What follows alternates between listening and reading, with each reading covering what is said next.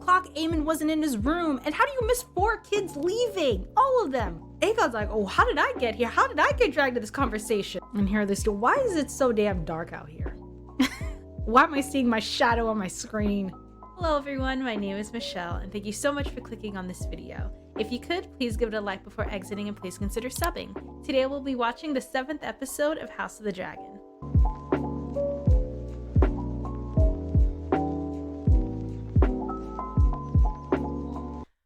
Okay, so last episode we said goodbye to Laena, Harwin, and Lionel. So poured 3 shots out for those guys. We said goodbye to them, which is such a shame because I would have wanted to see more of them, particularly Laena and Harwin. Not necessarily, well, maybe for Laena, but lesser to Harwin's extent. But like I was saying, not necessarily for their characters as individuals, but more so for the relationships that they had with our main characters. If you get what I'm saying, like not necessarily for their benefit, because I know they're not really involved when things really pop off. They're long gone. But just the relationship they had and the impact and the lasting impact they would then go on to have with our main characters. I would have wanted to see more of them, those relationships. Just it feels like these time jumps, how can I put it nicely? It feels like the show is rushing to get to certain events that I don't feel like it needs to get to in one season. I don't know. I just want to let the show play out. I just feel like it's moving way too fast. I just would have wanted to see do I think Rhaenyra, the legitimacy of Rhaenyra's children plays any factor in her in the decision to usurp the throne? No, because they were plotting on that throne long before she was married, long before she was even named heir. They were plotting on that throne. In fact, her being named heir was a part of the plot to take the throne. So it's like, no, there was nothing she could have done or would not have done that would have changed the outcome, or at least the decision to usurp the throne, because that was always part of it. Her being named heir was always part of them, the High Towers taking power. So it's like, but still, for Rhaenyra personally, for her as a character, this is a major decision she's making. And I'm like, I would have wanted to see Harwin, Laenor, and Rhaenyra figure that out. And not necessarily in like pound for pound, just, I don't know, a conversation, something, anything. But the show just jumped like 10 years, and then Rhaenyra is giving birth to Joffrey. They introduced this whole Rhaenyra, the whole motherhood and giving birth and the loss of agency, what her father did, and then we just jump to Rhaenyra's giving birth to their child, and it's all swell. I don't know. It feels like there are like so many gaps left to be filled in, and these time jumps are just killing it for me. But I get it. Like I feel like they just want to get to the dance, and they're trying to speed rush through it, which is why I'm confused as to why mess around with the characters' ages. Then, like, just leave them be. Like, there's no need to mess around the ages if you're just trying to get to the meat and the potatoes and I don't know. I'm just frustrated with the time jumps. Just slow it down a bit, please, please, please. Okay, Laena and Rhaenyra. I'm gonna put on bear with me, because I'm gonna take a break. I'm gonna step outside the world of Westeros and step into our world, where the showrunners or HBO, whoever made the decision to race swap the Velaryons, that needs to be, I mean, does it need to be talked about? No, but do I want to talk about it? Yes. Do I think it was necessary to race swap them? No. And if you are going to race swap them, I would like some consistency if you're going to make that kind of decision. I'm curious to what's set, because here's the thing. We saw Jaehaerys in the opening scene, and that man was white as mother effing snow. We saw Viserys, and he's white as mother effing snow. Rhaenyra, as well as Daemon, these are all white as they come, white as my sweater. And I'm curious to, I don't know, Punnett squares, because last time I checked, there's nothing, because Jaehaerys' mother, Alyssa Velaryon, would have, I mean, if all the Velaryons are like dark skin, because that's what we've primarily seen, they're mostly black. Mostly, they're all black. And Alyssa Velaryon is Jaehaerys' mother. Okay, fine. He came out white. It happens. It completely happens. But Jaehaerys married his sister. So let's just say he married the Jaehaerys and Alyssa. Alysanne. Sorry, I don't know why I said Alyssa because they have a daughter that they name after their mother. But Jaehaerys and Alysanne were Alysanne. I go back and forth with how to pronounce her name. Alysanne. They were brother and sister. So there's nothing diversifying that gene pool right there. And then they give birth to Balon and Alyssa Targaryen. There's nothing diversifying that gene pool, because then they have Viserys and Daemon, who are also white as snow. So I'm like, at this point, because, I mean, even back to Aegon and all them, the Velaryons have been intermarrying with the Targaryens for a while now. So I'm like, are Rhaenyra's children, do we know these children are illegitimate because they're white and their father's black? Because we've seen Rhaenys and Corlys. Corlys is a black man, Rhaenys is a white woman, and they give birth to Laena or Laena, who are like my skin color. And then we see Daemon and Laena's children. Daemon is white as snow, Laena is my skin color, and their kids come out my skin color as well. Whereas Rhaenyra's children come out white as snow. So I'm curious as to what's tipping everyone off to Rhaenyra's children be illegitimate. Is it the black hair? Is that what we're saying? It's still the black hair. But part of what made it a question mark was that Rhaenys is a Baratheon as well. She has Baratheon blood. I believe it's her mother. And if it's the black hair, and we're going back to Rhaenys, who's also Baratheon, Rhaenys Targaryen, who the whole lack of hair. You remember in season 1 where like the seed is strong? Yeah, that the seed kicked a lot of the Targaryen gene pool, and she came out with black hair. And that's where, they're saying, okay, maybe these kids could actually be Velaryons because their grandmother has black hair and she's a Baratheon.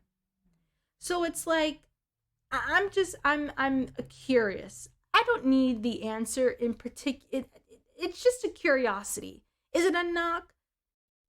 To not necessarily know I'm not knocking it, but I am curious as to what the writers were thinking in terms of genetics in casting. Because when you decide to make a family who's been intermarrying with the Targaryens for decades now black, and then you also feature a prominent couple, Corlys Velaryon and Rhaenys Targaryen, as well as their children who look, my skin tone. You have a white woman and a black woman, and neither one of them come out either fully black or fully white. They're like brown skin. I mean, we're clearly saying something here.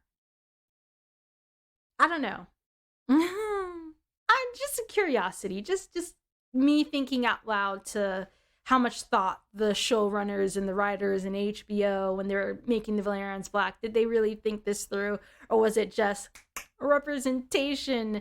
Let's just and speaking of that, Laena's character.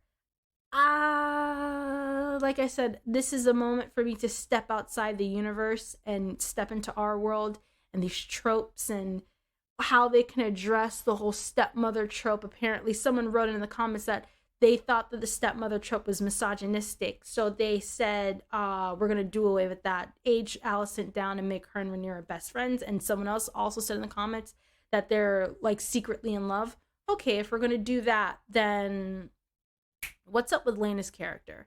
How is Lena Velaryon getting this shafted? It feels way too, the way she died in a foreign country that she clearly did not want to be in, and she dies by fire. I'm sorry, there's just something that screams strong black woman trope around Lena Velaryon. And there was something that happened during that wedding scene where Rhaenyra side eyes Lena, and then Lena also says last episode, "I know I'm not the wife you would have wanted," essentially hinting he wants to marry Rhaenyra. Weren't Rhaenyra and Lena best friends to the point that there were allegations that they were lovers? It's just an interesting choice to make that feels a bit reductive to do to both characters, both Lena and Rhaenyra. I maybe this episode will clear up the whole why Daemon wanted to stay in Pentos and he essentially sequestered his wife there, even though he knew she did not want to be there anymore, and she voiced, and it's been something that has been in her heart for a while. She wants to go home, and that was a choice the show made. The show made that because she died on Driftmark with her family. She wasn't in a foreign country she didn't want to be in. Now, the status or the state of Daemon and Lena's relationship, fine. If Daemon was in fact a husband, he was in fact a husband. Okay then, but why are they in Pentos? Why does she have to die in a country that's not her own, despite, and you voiced the fact that she does not want to be here. She literally is telling her husband, "I don't want to be here. I want to go home." And he's saying, "No, move. We're not going back. Leave me be." If this is to show Daemon is as a guy, I would have wished the writers would have at least, if you're going to race swap characters, at least, do your diligence to understand the implications of that.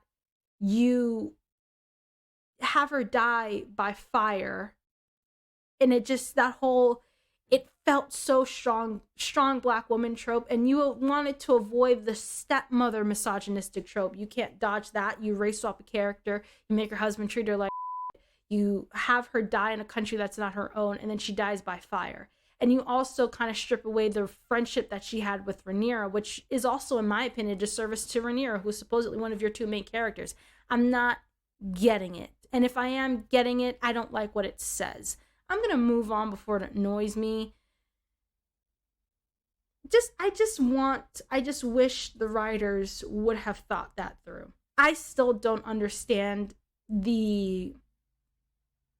it doesn't add anything, in my opinion, putting Daemon and Lena and the kids in Pentos. Why aren't they back home in Driftmark? It doesn't serve anything to the plot for me, and if anything, it takes away a relationship that your main character could have had or should have had. Like, I don't think it was speculation or a lie that Rhaenyra and Lena were close. Do I think them being lovers definitely could have been speculation? Absolutely. But based on the comments, now that's gone to Rhaenyra and Alicent rather than Rhaenyra and Lena. Interesting choice. I'm going to move on. I'm going to leave this one be and just keep it trucking. Now, Alicent's crusade for honor and decency. That's very interesting. Because you got a whole bunch of dishonorable and indecent, definitely with her son, but I don't know if dishonorable, but definitely indecent. Well, no. One could say it is dishonorable to plot to take the throne from the king's named heir behind his back. One could say that is dishonorable. So yeah, dishonorable, definitely. Indecent for sure, with whatever the hell was going on with Aegon. That was definitely indecent. And whatever's going on with Larys, that entire little relationship, that I can definitely call a sketchy. here's the thing about the whole Rhaenyra is committing treason with the kids. One could say plotting to choose your own heir against the king's wishes. Would that not be treason? And for me, once you cross a line, I feel like it's kind of useless. It's to like debate like, oh, you did this, you did that, you did this, you do that. But no, that was worse than that. Nah, but that wasn't like, it feels a bit like you crossed the line. You were all on the other side of that line. And I feel like whether Alicent is willing to admit it or not, I feel like she's on the same line as Rhaenyra in terms of y'all all keeping secrets. And you want to, I guess here's the thing. You've crossed the line, fine. But I guess where you can start to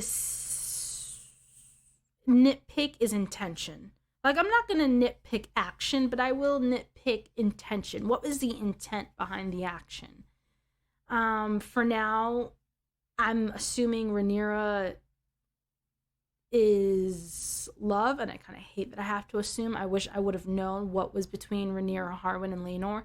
What was at that? Maybe because Laenor's still kicking, we'll be able to get something. I hope we get something. So for intention with Rhaenyra, because like I said, 3 kids, 10 years, there's got to be some form of love in there. Alicent's intention is honor, decency, and protecting her son from the threat of Rhaenyra killing her children, as she says to Aegon. But granted, like I said, Rhaenyra is not giving mastermind. Rhaenyra is not giving, I'm going to kill my siblings.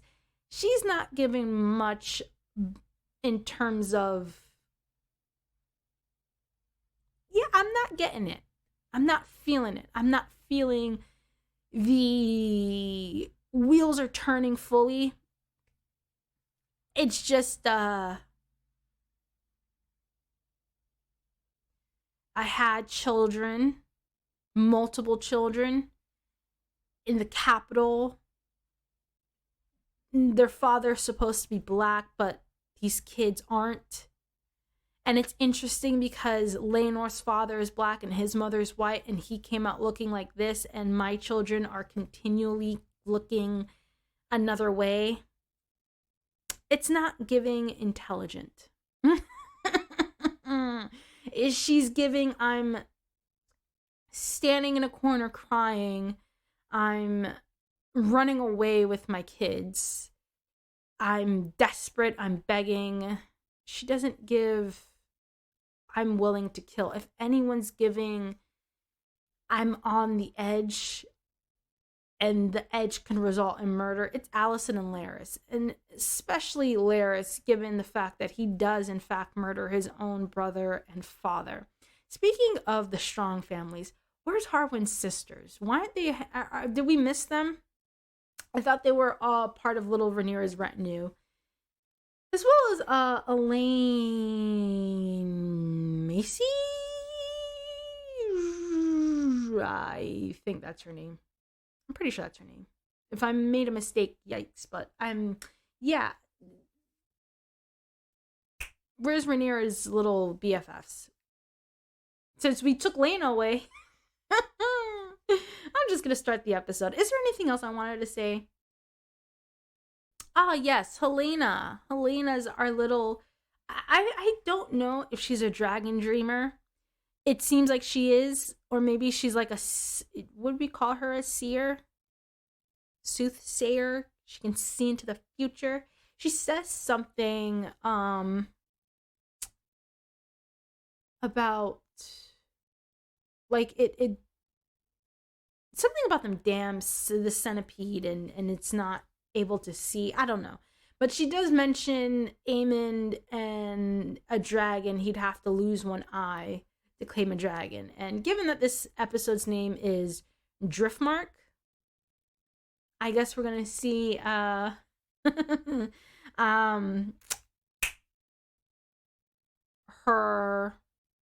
don't know what it is. Is she a seer? Can she see the future? Does she get like visions in the flame? Maybe Helena gets visions in the bugs. Maybe the bugs give her visions. Maybe that's where her power comes from. I'm going to start this episode. I don't know. I'm sorry, guys. I don't know if this like pre-little episode musing felt a bit ranty. I'm sorry. It just I just I could, maybe I might edit. I might just delete this. It might feel a little too, I don't know, racial. I don't know. I'm a black chick, so just seeing certain things, and then you're kind of like in the space, in your headspace, you're like, but the Valerians and the Targaryens have been marrying, so is it because they have white skin? Is it because they're not black? Is it because of their hair color? I mean, and then you see what's done to Lena, and it's like, ugh. You can't help but point it out, especially considering we've never had in this show or in this Game of Thrones HBO universe this like prominent black characters. The last time we had one was Missandei, and they chopped her head off while she was shackled, like while she was in chains, like a former slave.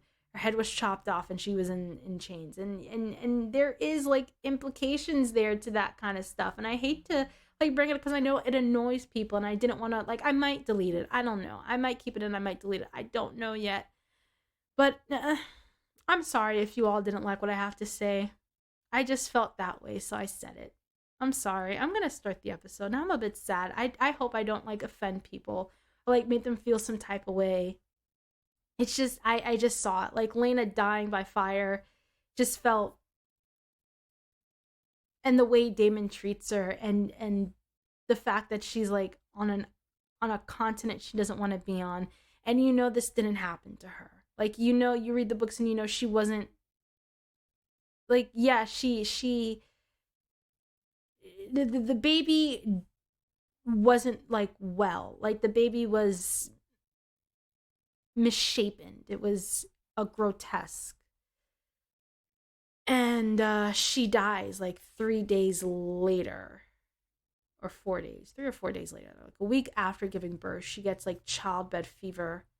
Honestly, maybe the placenta didn't fully deliver and she got an infection and she died. That happens a lot. The placenta doesn't fully deliver, you get an infection, and that could, I don't know if that's childbed fever. Is that what it is? Like the placenta doesn't fully deliver, but either way, she dies on her way trying to have one last ride with Vhagar, and she collapses, and it's said that Daemon picks her back up, and they go to their bedroom and lays her down, and him and Rhaenyra sit vigil over her.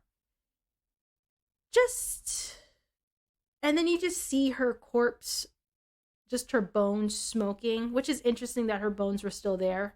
Maybe Vhagar didn't like breathe fire that strong because it is her rider. Because I'm like, doesn't dragonfire like burn everything away, including the bone? But yeah, you see her bones just there, and then her children looking there, and then Daemon just walks off, and it's like, Lena could have been done. Like, y'all could have, if you were gonna race swap Lena's character, that could have been, you could have just written her as she was. Because that to me would have been far better. I just did not like any of the changes they made in regards to Lena. Sorry, I didn't. It wasn't necessary. I'm just gonna start the episode. Sorry, guys. I'm sorry. I'm sorry. I'm just gonna go.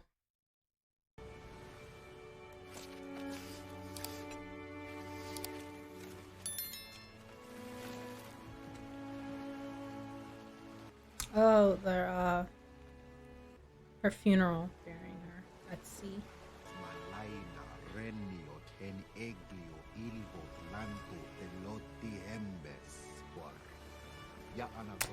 Oh my god.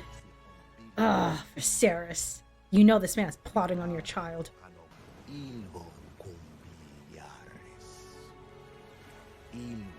Ah, damn, he's calling it out there. Sir, this is not the place. Oh, does Viserys pick up on it?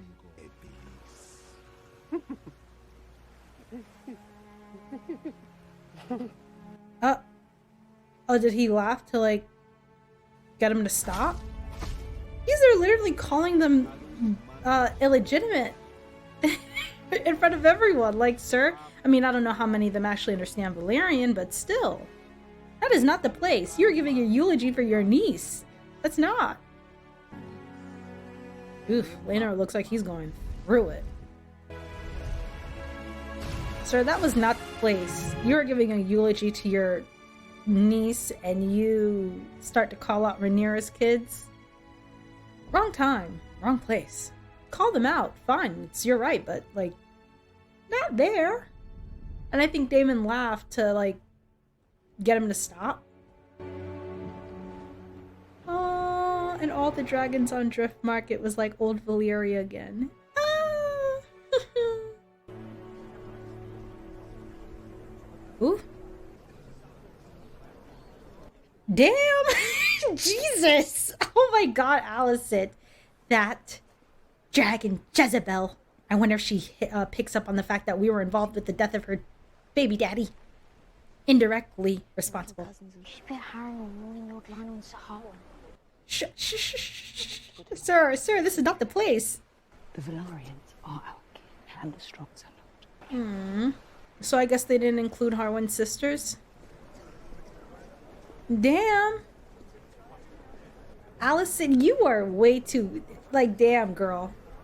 We have nothing in common. She's our sister. You marry her then. I would perform my duty if Mother had only betrothed us. Strengthen the family. Oh, they're betrothed now. She's an idiot. She's your future queen. Are these children... We both fancy creatures with very long legs. Okay, these kids are too comfortable talking about things out loud. You got Jacaerys saying I have an equal claim to sympathy, and then you got Aemond like she's to be your queen. Y'all are talking way too out loud. I guess because Rhaenyra said to go be with them? That's a bit weird. Okay, aw. I guess I'm supposed to say aw. I would have felt it more if they actually grew up together, going back and forth between Driftmark and Dragonstone, but you know, we kept them on Pentos. Sorry. I don't want to. Oh, little Luke. It's your birthright, lad. From the old Driftmark, it means everyone's dead.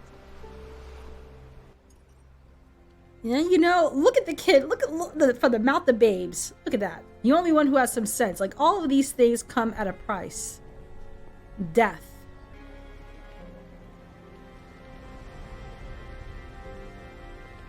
This has to be the most awkward funeral. Nobody knows each other, and if they do, there's some bad blood there. And this kid is just drinking. Damn.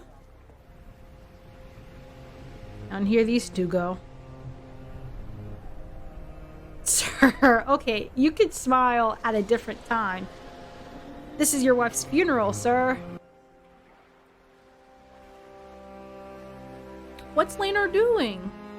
Laenor? Oh, he's going through. He looks out of it. Someone please help this man. He's torn up about his sister. Corlys, what's wrong? Retrieve your patron. Okay, I guess Laenor's acting like an embarrassment for mourning his sister. This funeral has to be the most awkward thing I've ever witnessed on this show yet.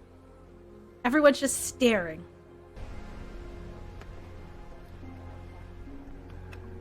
God, David looks disgusted. The way she's looking at him. A comfort and an anguish, as I well remember. The gods can be cruel. Seems they've been especially cruel to you. Damn. Yes. He's like, I'll just still roast you, as little brothers do. And Rhaenyra's just watching. Everyone's just watching. It's time that you came home. Pentos is my home. And that of my children. Damon, there's a place for you in my court. That's something you should need. I need nothing. What was he about to say? Brother. Ugh. You think time heals everything? It doesn't.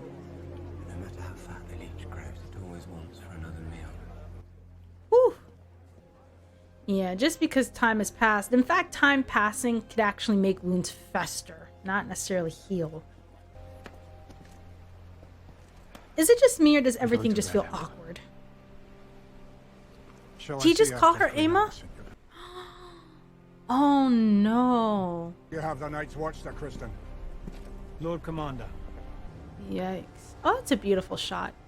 Oh, that is hard. I feel for both of them. Viserys, who misses Aemond, and Alicent, that is humiliating. Rhaenyra's children are not of your blood. History does not remember blood. It remembers names. I guess because Baela and them bear the last name Targaryen, while Viserys, Luke, and Joffrey bear the last name Velaryon? Is that what he means?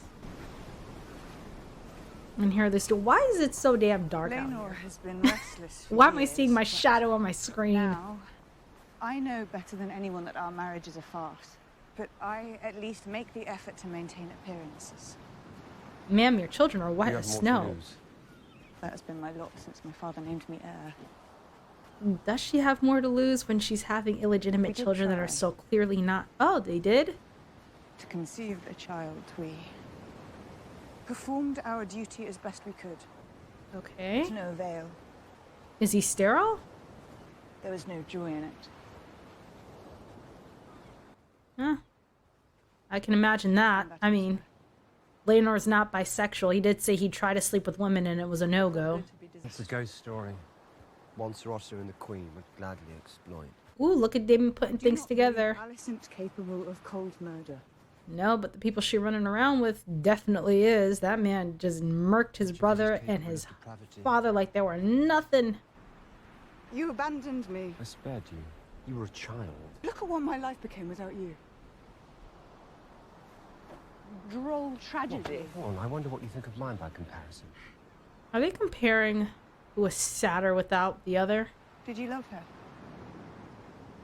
Oh God, please say yes. We were happy enough. Were y'all? Well, that in itself. Oh, y'all are not about to. At the woman's funeral, y'all are supposed to be at her bedside, sitting vigil, not getting it on. Y'all are not about to. Rhaenyra, I'm with Damon, like, Rhaenyra, maybe now's not the time. And speaking of the whole I spared you, you were a child. I thought Laena was younger than Rhaenyra in this. Okay. Okay, so this is what we're doing. Okay, I'm just gonna smile and nod. Yeah, y'all two have been pining over each other from the moment we first, like, their first scene together.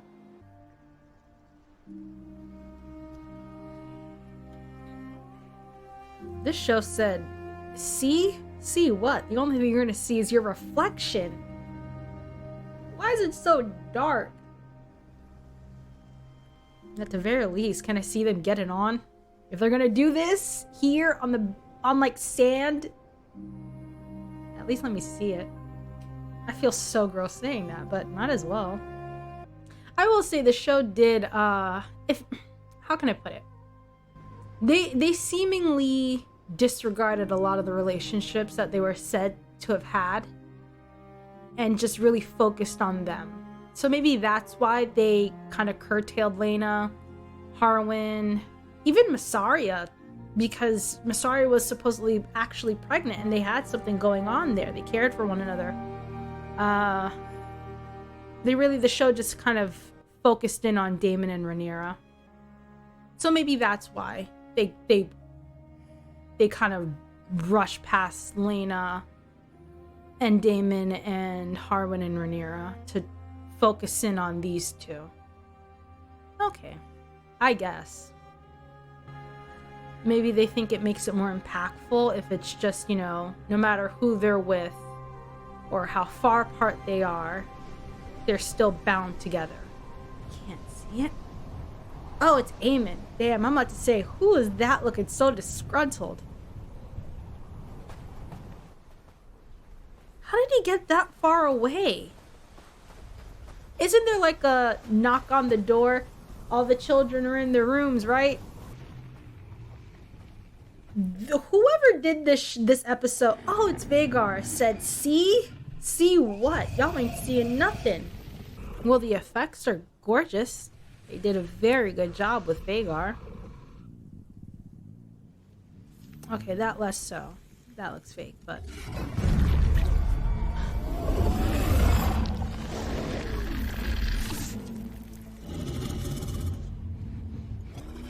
Are we really gonna see him claim a dragon?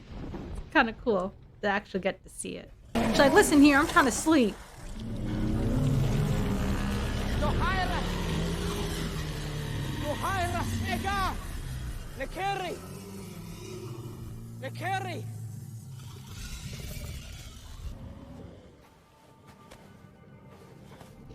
Huh. Okay, that was... easy enough, I guess. It's like, okay, fine, I'll serve you. Get on. Is he like strapped in?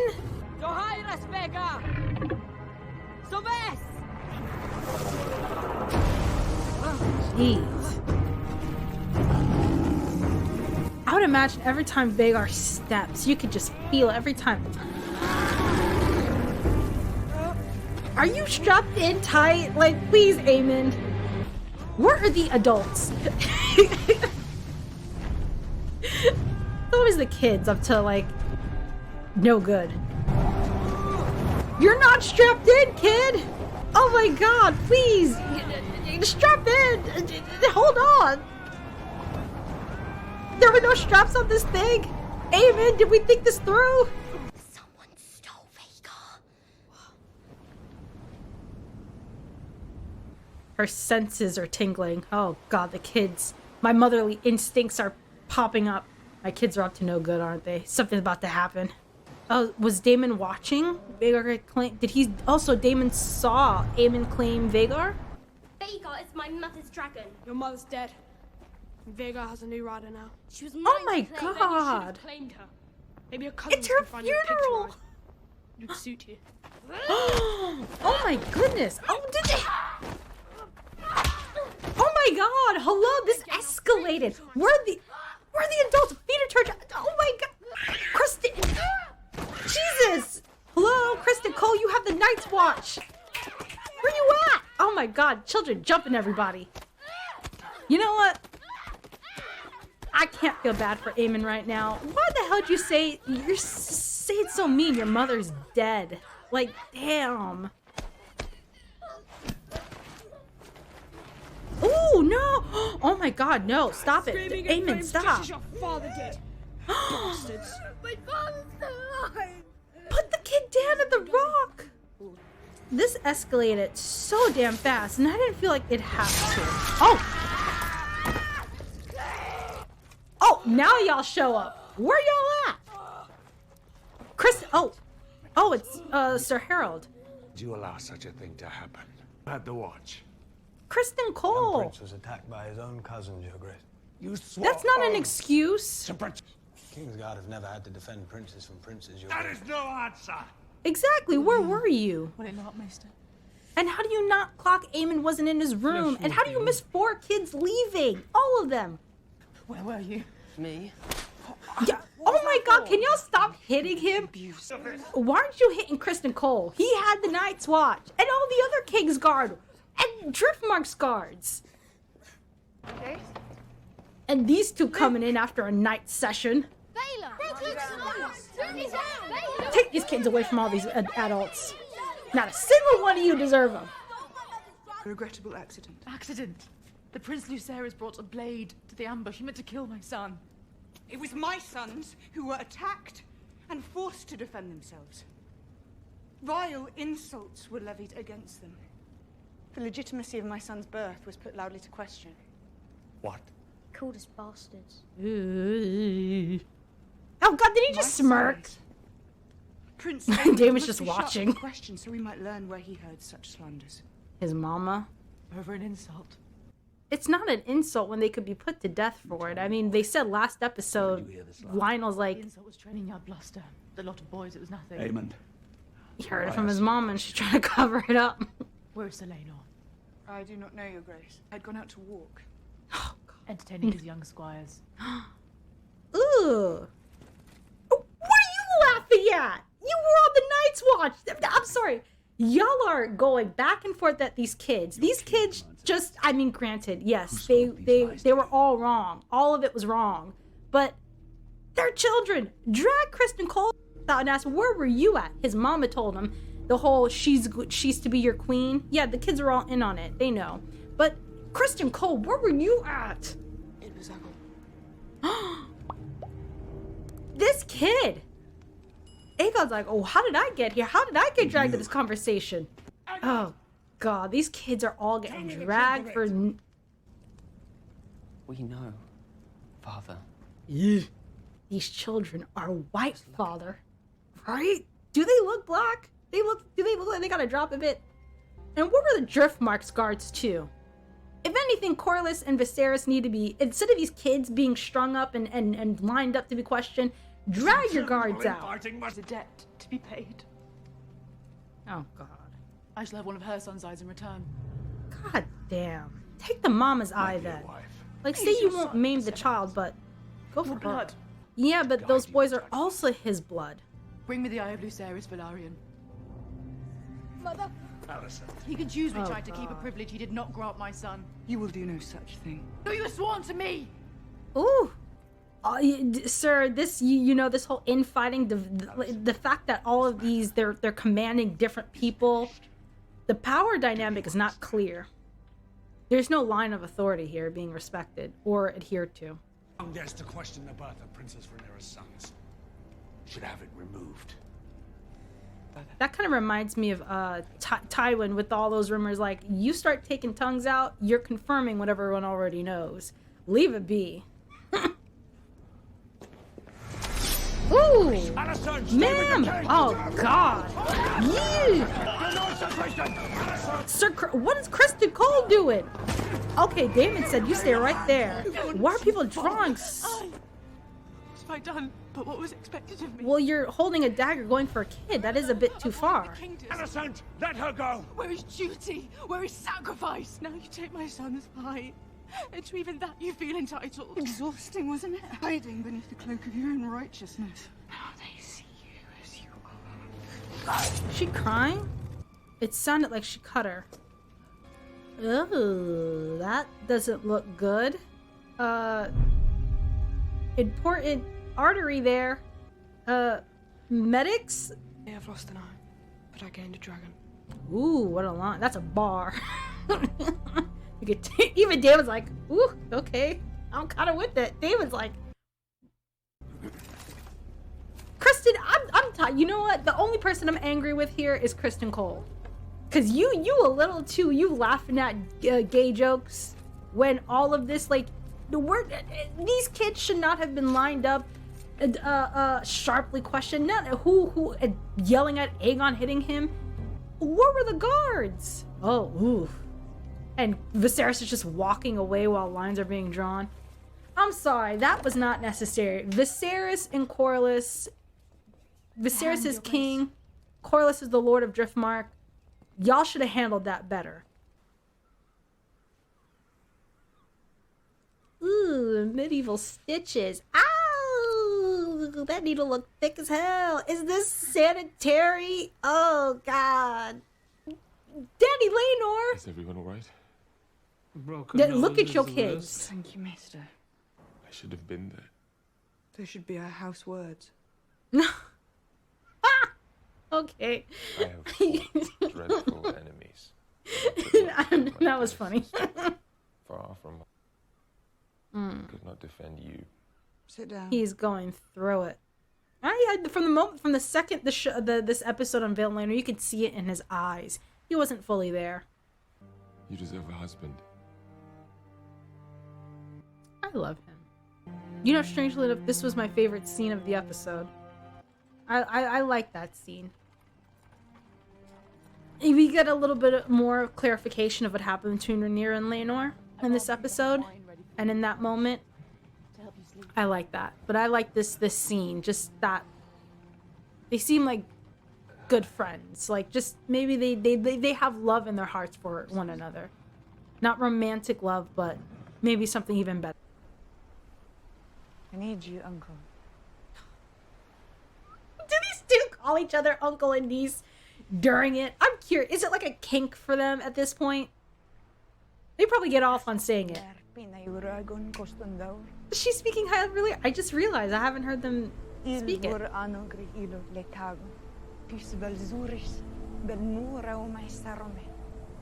Marry me, uncle. Because war is coming and they got Vagar. And I'm gonna need you because daddy ain't doing it. I need uncle. She said daddy ain't with the shits, but my uncle is. Damon's like, damn, I was planning on going back to Pentos in my books. Aw, we've always been meant to burn together. That doesn't sound... That sounds foreboding, Rhaenyra. It's like, girl, it's the day after my wife's funeral. You're asking me to kill her brother. That better not be what you're asking me to do. I was already spoiled on Laenor. Yeah, So I guess the whole... Y'all, I was already spoiled with Laenor. I'm annoyed. Why am I getting sexual tension between these two? Like, the most sexual tension I've seen on this show is between these two right now. A quick death. Daemon, do you need to reveal something? Should you be going with Carl and Laenor? Hold up the guns! Is he gone? Is he gone? Can we say scene? Let's go. Run. They will fear what else we might be capable of. Okay. Well, look at her. She seems to... Okay, now I'm getting evil mastermind. Yes! now I'm getting the Black Queen. Okay, they're ready for war. They said, oh, okay, she got Daemon. She's like, okay, they may have claimed Vagar, but we got each other. We out. No, wartime.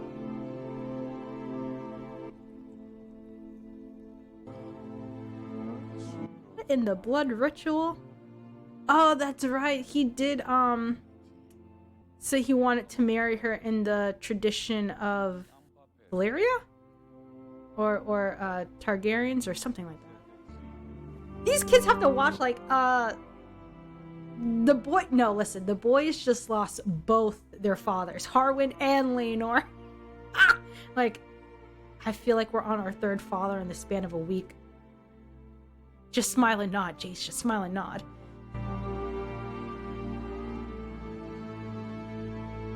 Okay, then.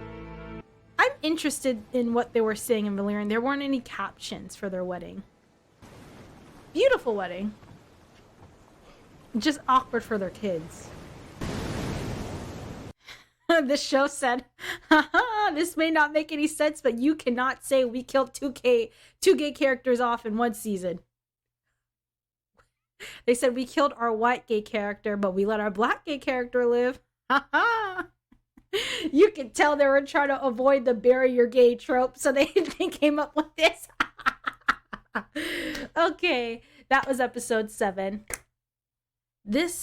Okay, so that was episode 7, and this is gonna be like a little long musing session. My opening musing session was long, and this one's about to be even longer, so it is what it is. Aemond loses an eye, and I think all of the guards are responsible. Where are y'all? Like, how do you not check Aemond's room? Like, all of the kids are like, he's the prince, and you just missed like Viserys and Corlys should have sent everybody to their rooms and just lined up all the guards at Driftmark and all the Kingsguard. Like, where were y'all? What were y'all doing? Like, it's nighttime. What were all of you doing that was so important that you didn't notice 4 kids just walking across the castle? What were you? And Kristen Cole there laughing at gay jokes. Sir, didn't Sir Harold say that you had the night shift? Like, you take the night watch, sir. Where were you at? And he's there like, oh, well, we've never had an instance of a prince fighting a prince. Like, yeah, deflect, why won't ya? You were supposed to be watching these kids. What were you doing? Sleeping, scratching? Watch them. Just a whole, like, that. This entire thing was just a mess. It was a mess. And listen, Aemond was being an ass. Like, you just escalated the entire situation to where it did not need to go. You can't understand that these two girls just buried their mother this morning, like just now, and the first thing you say is, yeah, your mom is dead, and you know what, y'all should have claimed her on the day of her funeral. Like, maybe they didn't claim their mother's dragon or try to claim their mother's dragon because they're grieving her. Like, I understand. You can't steal a dragon. That dragon chooses its rider. I get that completely. I completely get that. But at the same time, it's like, Aemond, they just buried their mother. They're grieving. They've been crying all day. Like, what do you expect them to do? You clearly had your eye out on that dragon from the jump.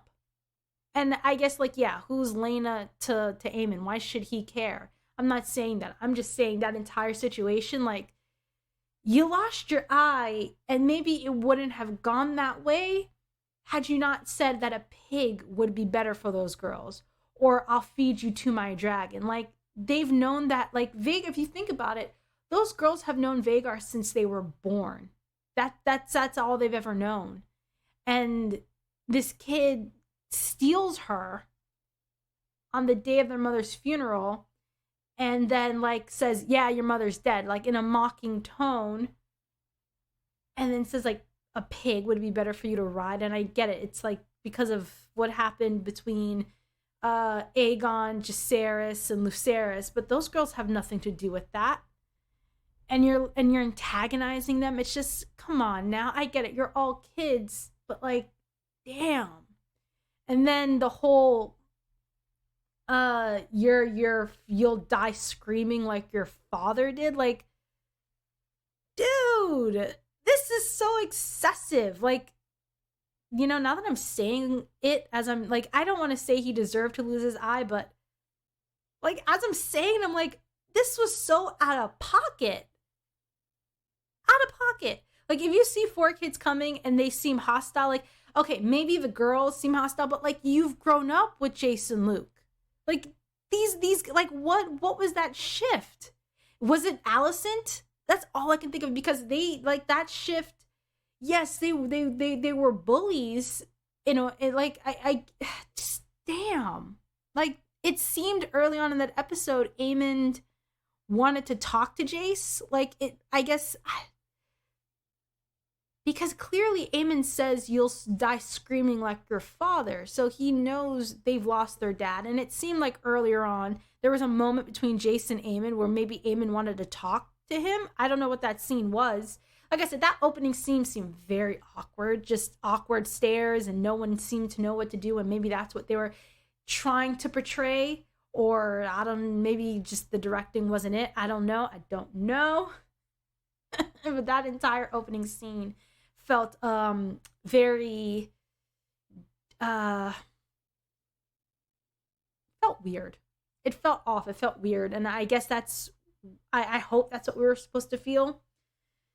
But there was a moment between Aemond and Jace, and I'm trying to think, maybe because he knows he lost his dad, and Jace was saying, you know, I have an equal claim to sympathy. He wanted to be there at Harrenhal rather than Driftmark mourning his father.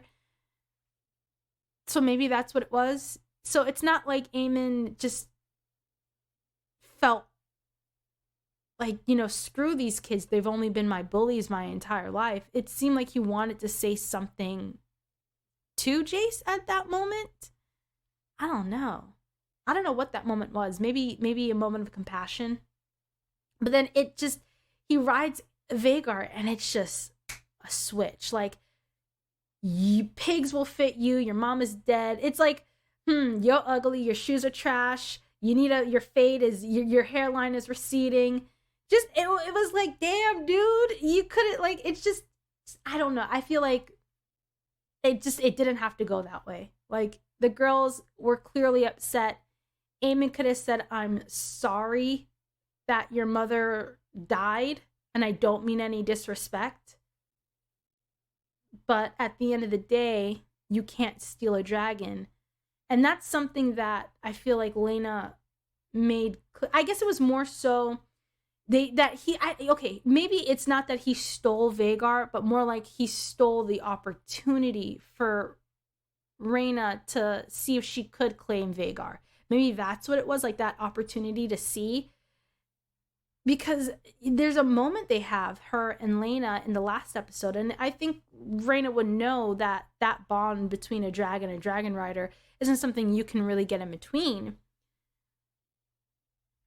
I'm trying to put this all together. You know me, I just overthink things to a disturbing degree, but you think of other ways to go about it, and I feel like Aemond went about it all wrong, because I feel like Rhaena and Baela do have a right to feel upset. Like, it's their mother's funeral and you claimed her dragon, and it feels, I feel like this funeral, I'm sorry to Laena, the disrespect and the amount of like from the very first scene of Vaemond saying, yeah, our blood is thick, and them kids, them bastards over there, they ain't one of us. Like, this is your niece's eulogy, and you're going to use this to do that? Like, that doesn't seem appropriate, to use your niece's eulogy to go at Rhaenyra and her sons. And I feel like that's why Daemon laughed, to like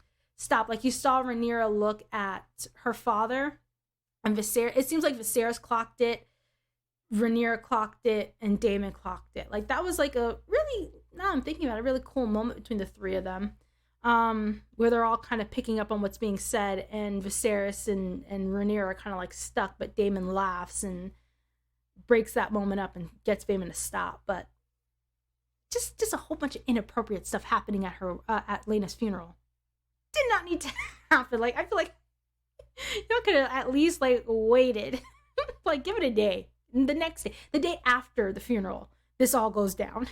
The day of, Aemond was wilding with all the things he was saying, like straight wilding, like, I'll feed you to my dragon, you'll die screaming in a fire like your daddy did, a pig will suit you better, I'm gonna take this rock and bash your head in. Yeah, the kids jumped him, they got their licks in, but they got their licks in after he started mouthing off, like, talk, get hit. Like, dude, you did not have to come out swinging like that. Like, the situation was at a 10 already, and Aemond said, Aemond was coming off of a high of riding Vhagar, and he just put his foot to the pedal and jacked that to 1,000. And he lost an eye. But like he said, hey, mama, it was a fair exchange. I lost an eye, but I claimed the biggest dragon. Now, granted, that is old. And I don't want to like spoil anything, but looking at the entire situation, Jace was never wrong. And if you know, when it comes to Vhagar, Jace says something that is hilarious, and oh my god, I hope this show keeps the line in, I hope they don't say the line in this season. I don't know where the season ends, or like what part of the dance chapters ends, but oh my god, I hope in season 2 we get that line, because that line is hilarious. Jace says something about Vhagar, and I hope I hope they say it. But yeah, Vhagar is huge, but is old.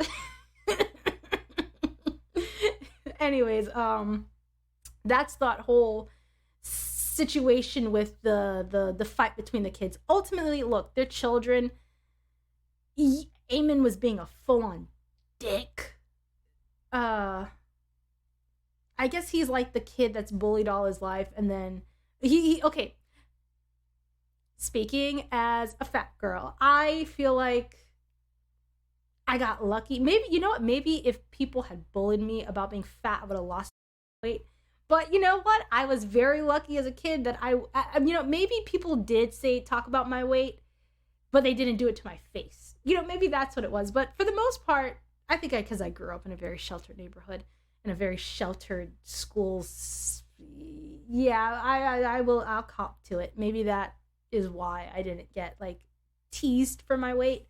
But it feels like Aemond's that fat kid that gets bullied between middle school, all throughout elementary school and middle school, Then between the summer of middle and high school, he like loses all the weight, comes into high school and is like banging, body banging, skinny legend.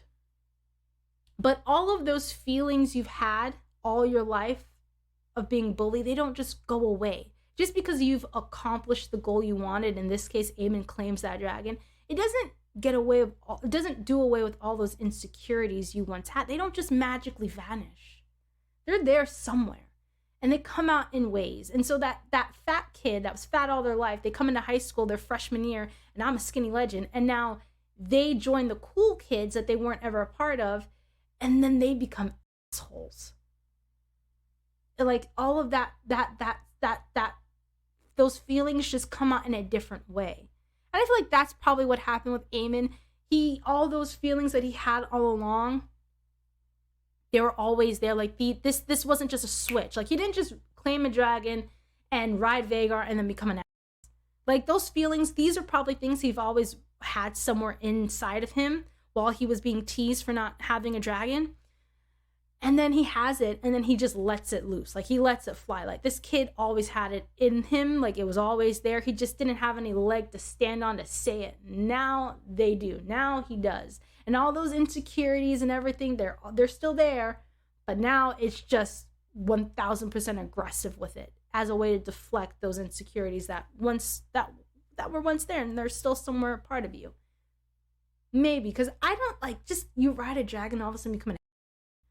Like, dude, I understand maybe having smoke for Jace and Luke, but like the girls, that made no damn sense. Why are you running smoke for the girls?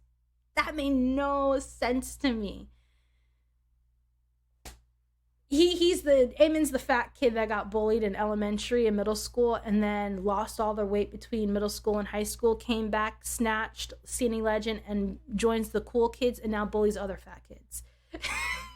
that's Aemond's story. He's like, I could go down another route, but just living in America, I'm not even gonna go down that route because I'm thinking of it like, you know, I remember going to college campuses and like having to run drills and being scared.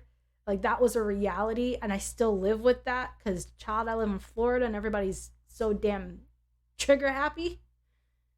But no ma'am. I'll never forget. I don't even want to say it, but I went to school. It was my economics class right when school was getting out around 2:20. My economics teacher told me about Sandy Hook.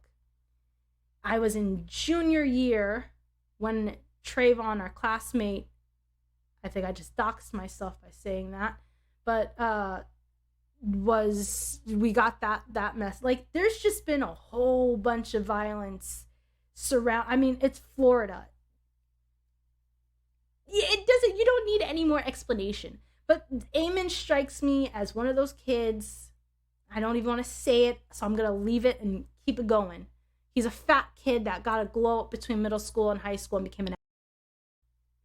I'm gonna leave it there. As for our other bag of,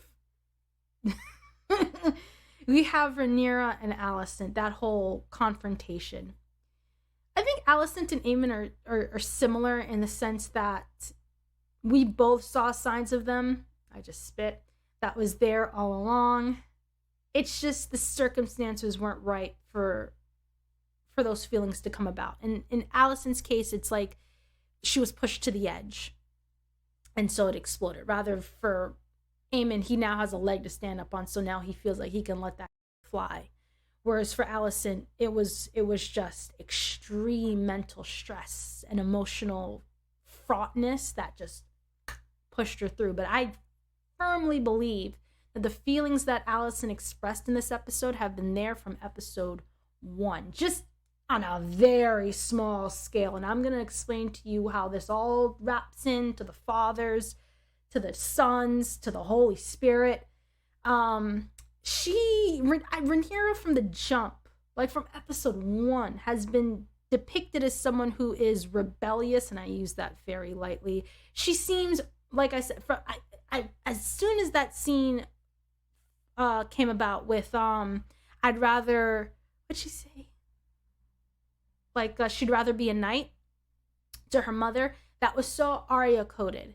Like it felt like you were watching, and not to mention they start talking about Nymeria, another warrior, just and how she wants to name her baby sister, even though it's a boy, Balon. She wants to name her Visenya. There's just so many like little shades around Rhaenyra, not just in her personality, but the things she's surrounded by that goes against the grain for what a woman is supposed to be in this time period. So she's rebellious in that way. She goes against the grain. She's a bit, and her father calls her a contrarian in one of these episodes. So she's already coded in that. She's shrouded in it. And Alicent knows this. Like, she laughs at it. Like when Rhaenyra rips off the page, they're laughing, they're joking around. So this is something she's already aware of. And then in that scene in the gardens with the weirwood and everything, well, technically Godswood, not gardens, but she says, I get the feeling, looking back, like if I watch episode 1 and then I watch episode 7, I feel like it ties in so much. It seems to me that Alicent, on a very small scale, was secretly and maybe completely unconsciously waiting for the day Rhaenyra's wings would be plucked in a way. Because she says,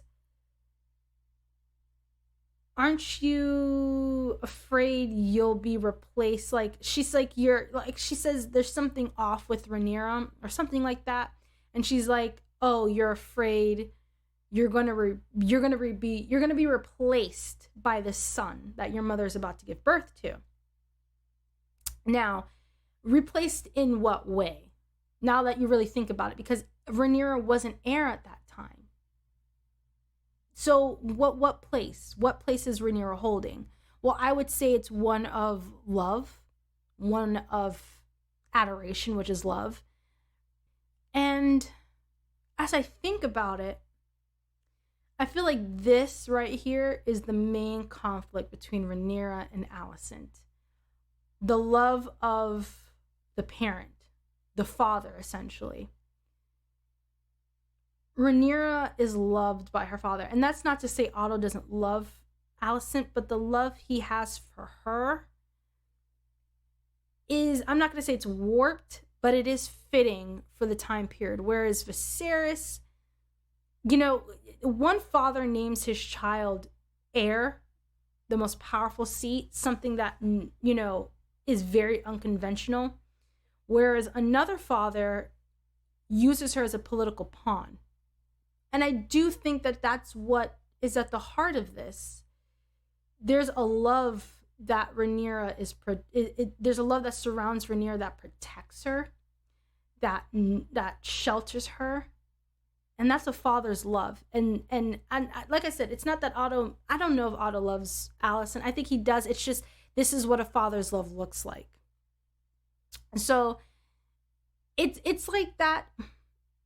Once again, I bring it back to school, but it's like you have parents who don't treat you well, and then you see your classmate parents treat them well, and you're angry with it, you're upset by it, and then you take it out on that classmate because their parent loves them, their parent forgives them, their parent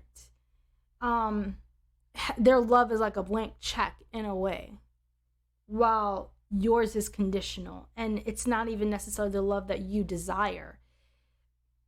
The way that parent loves you is not the one, it's not the kind of love in which you feel you want, but it's all you can get. And you bow to it. You do what you're told. You are subservient to that will and whim. And yet you see another child get to explore their life. They get to explore certain facets of themselves that you were never given the freedom to. And they are forgiven. They're loved. They're protected. They are treated right by their parent. And you never were. I feel like Alicent has every right to be upset. She has every right to feel pain. she had to make sacrifices in ways that no child should. And she didn't choose this for herself. None of this was, this was all chosen for her. Her anger is misdirected. It should be at Otto. And the fact that you see them growing closer is just so painful. Like, your pain, the author of this pain you feel, and you feel Alicent's pain in that moment when she's going at Rhaenyra, like, hands off to Olivia Cook as well. Just, you feel it, and she's right. But the only place where it's just the expression or the person she's directing it at, completely wrong. And I do find it interesting that Alicent says to Rhaenyra that you're sort of free to do whatever it is you want. Whereas to me, that freedom, it doesn't come without shame. That freedom doesn't come without consequence. Someone in my comments said that the actor who plays the older version of Rhaenyra, Aemond D'Arcy, said that Rhaenyra's true desire in life is freedom. She just wants to be free, and freedom with shame, freedom with guilt, freedom with this extreme level of consequence where you can be killed. I don't think that's freedom. I don't think Rhaenyra is free. I feel like freedom with this level of consequence isn't freedom. You know, it's like a witch hunt in a way, and she's hiding. She has to hide away her shame, not just for herself but also her sons. And I guess we do get confirmation that Rhaenyra and Harwin did love each other. But and that also brings Laenor up with the shame and him saying he hates himself. That's a whole other thing that I want to get into. But you know, it's just, no one's truly free, in my opinion. You know, everyone has their own trials and tribulations, and Alicent is entitled to that anger. Just directing it at the wrong person, honey. And it's interesting that she says and even that you feel entitled to. You feel entitled to my son's eye. Like, just I don't, like, she also says in the previous episode that she flaunts her privilege without shame. And her privilege, I guess, is like, she's referring to her being named heir, but it's like, your son, it's like every other person that was named heir, every other man. I mean, Viserys says when we were Rhaenyra's age, was that Daemon who said when we were Rhaenyra's age, we effed our way through brothels? Like, Rhaenyra, like, it's just interesting to see the double standards that, you know, her male counterparts get away with that she can't not get away with. And so it's like, free, I see what that commenter who said that Aemond D'Arcy said her desire is freedom. It's interesting seeing how Alicent sees Rhaenyra as free, but then in my opinion, I don't think Rhaenyra is truly free. I don't think any of them are. They're stuck. I don't think anybody is truly free. We're all, what I hate to bring an anime into this, but it's like, there's a scene in Attack on Titan where, you know, a character, oh my god, Kenny says, we're all slaves to something. We all bow to something. Whether it's an internal pressure, an internal desire, or an external desire, no one's truly free. So it's like, I'm like, none of y'all are free. So when Alicent says, I'm like, everything has consequences. We all got our bag of problems, ma'am. Your problems, it's not Rhaenyra's fault. I honestly have not seen Rhaenyra do anything to Alicent. Maybe in this episode was the first time she really, like, try to stick it back in a way, but beyond that, I haven't seen Rhaenyra do anything to Alicent. I haven't seen Rhaenyra provoke Alicent. I haven't seen Rhaenyra shade her or be disrespectful or just, I mean, that one episode we saw was it was, I don't remember the number, but it's like when Rhaenyra's like telling the singer to like keep singing, like the princess commands you, the queen commands you, and that was coming off of her, I think there was like a time jump there, but that was it, really. Everything else was like okay. So it's like, Rhaenyra hasn't taken anything from you. Like, what else does she feel entitled to take from your life, Alicent? She hasn't. If anyone's taken any, it's like I said, it's envy. It's not jealousy, it's envy. Like, she wants what Rhaenyra, I feel like that's what it is. I do feel like Alicent wants what Rhaenyra has. She shames her and judges her because she does not have, or she feels like she doesn't have the same freedoms that Rhaenyra has. She wants it, she desires it. And because she cannot have it, she goes the opposite direction. At least that's how I see it. I'm going to end this part here because I'm like 30 minutes in and I still got a whole lot else to talk about. Oh God, this is going to be so long. Daemon and Viserys. That was, I don't know, I feel like that conversation got them nowhere. I mean, the brothers, to be honest, I mean,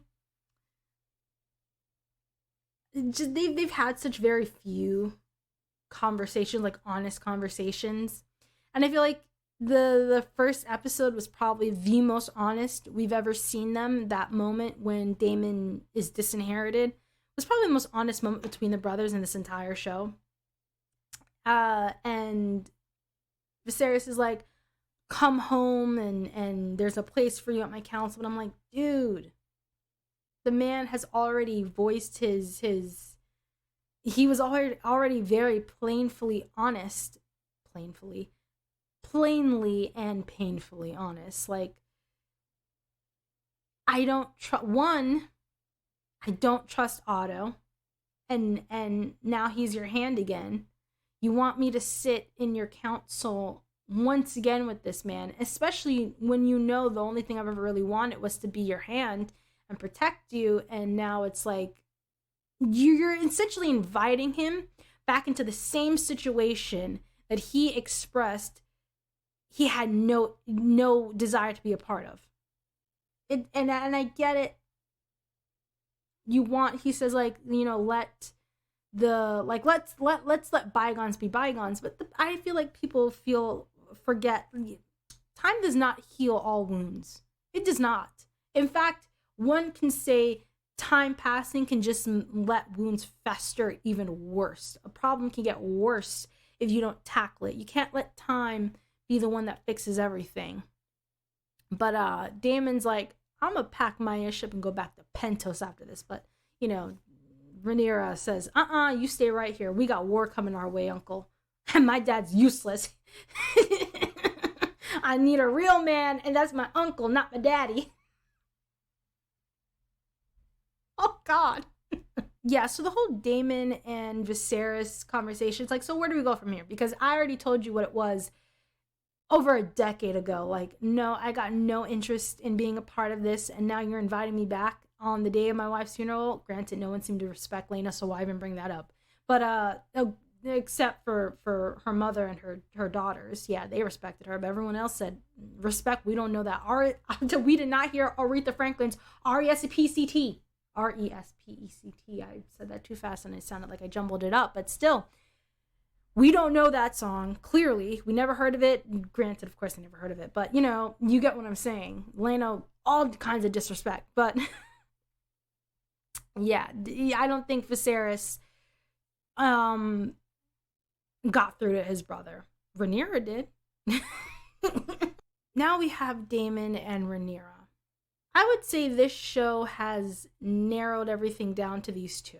Their other relationships that they were said to have, I feel like they kind of scaled back maybe their importance or made a decision to not flesh those relationships out. Maybe because they thought to do that might take away from Daemon and Rhaenyra. Also, there's also the timing of it, like timing issues and constraints is clearly another obvious obstacle. But in terms of the story that they're telling, maybe they feel like if we take too much time or we go too deep into it, it may water down what Daemon and Rhaenyra have. And I feel like from episode 1, they've been really focused in on them, from them speaking. Like, we got it again, the High Valyrian to each other. We don't really see other characters do that too much, other than, like, the Dragon Keepers. The necklace that Rhaenyra he gave Rhaenyra in episode 1 is her like sigil in the opening. Their stories have been paralleled. They've been compared, like Viserys compares them a lot. And Rhaenyra said it again, we're both made of fire. We were always meant to burn together. There's just been so many parallels, and even episodes where they're apart, their stories still run quite similarly. I would say I distinctly remember the episode where they're covered in blood, like Rhaenyra kills the boar, and Daemon comes out of the cave covered in blood. And then in last episode, the scenes would cut, like it would go from Daemon to Rhaenyra, Rhaenyra to Daemon. I feel like, yeah, the show is definitely saying these two can invite other people in their lives, but ultimately it comes back to them. I feel like that's what we're getting. Like in this episode, you get these two on like this romantic beach walk at dusk. Daemon saying, I spared you. Rhaenyra's like, you abandoned me. They're competing on like my life turned into a tragedy ever since you left me. Like, damn, girl. And Daemon's like, and what do you think my life was? It was tragic without you too, girl. Like, what did you think? I was like sipping mimosas. I left. I guess that's why Daemon left. No, I feel like that was their way of explaining it. Like, he left Pentos. Like, I mean, he left Westeros and he stayed away to spare Rhaenyra. Spare her because she was a child. Okay. Okay. And then you have like this Valyrian wedding in traditional garb. Their children were looking on like, what is this? But you know, we move. But you also get Rhaenyra's like proposal to Daemon, like, we're made of fire.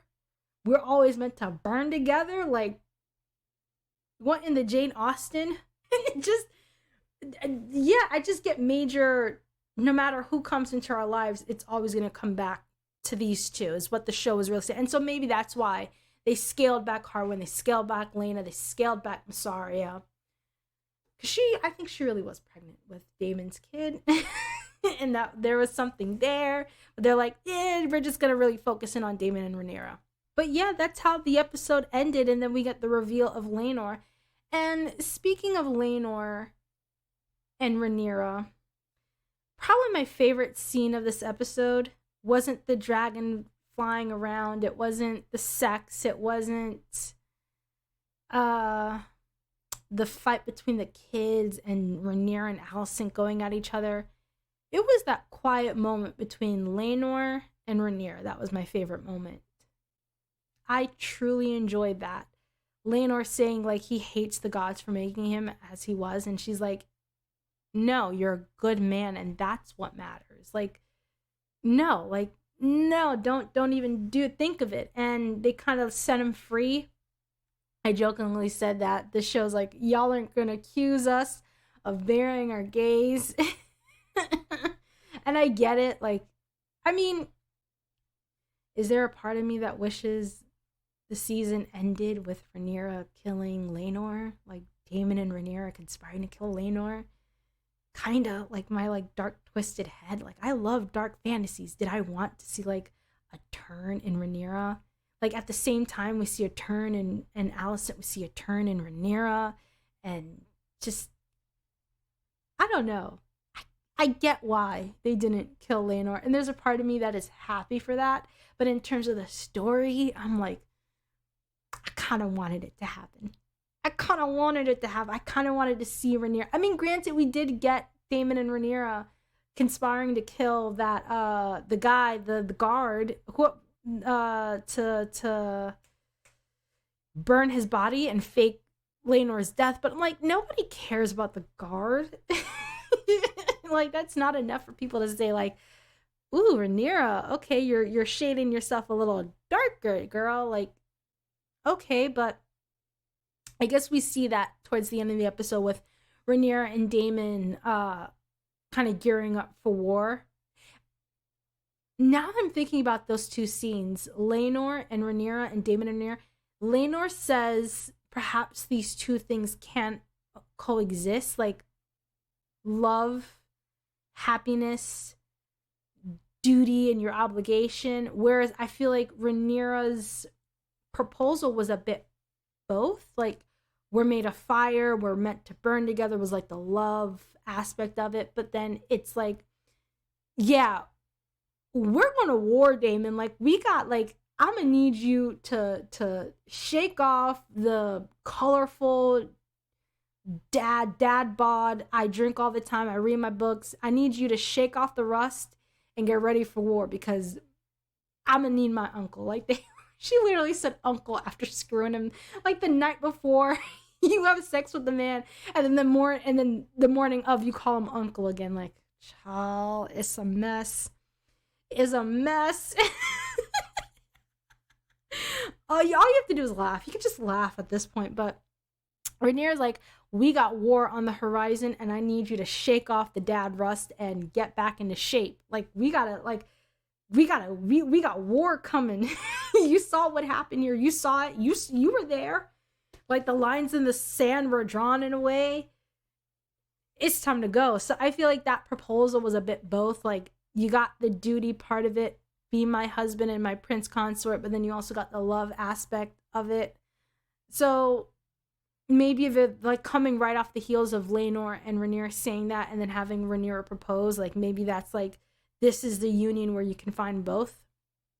Like, I feel like for Daemon marrying Laena, because he says we were happy enough, and Rhaenyra says it costs us both someone who we love.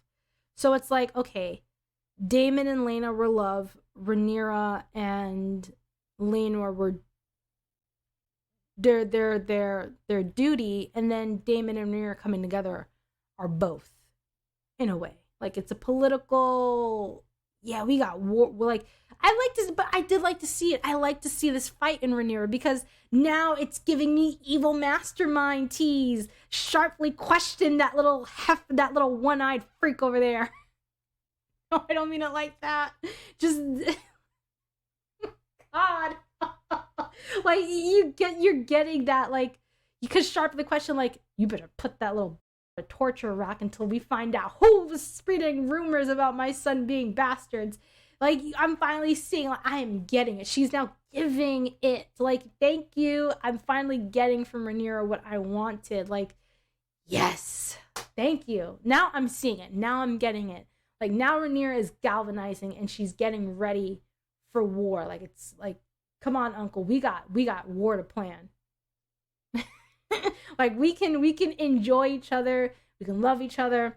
But listen here, when pops off again, because it already did last night, I already got sliced up, but when she pops off again, I'm gonna need you at my side, because clearly my father ain't it. So yeah, I think that's it. I think I said all I wanted to say. Oh, Helena and Aegon are betrothed, and they know about the plot, like king and queen, like all the kids are in on it. There's a mess. Y'all telling your kids way too damn much. These kids, I'm like, y'all can't hold water. That remains true.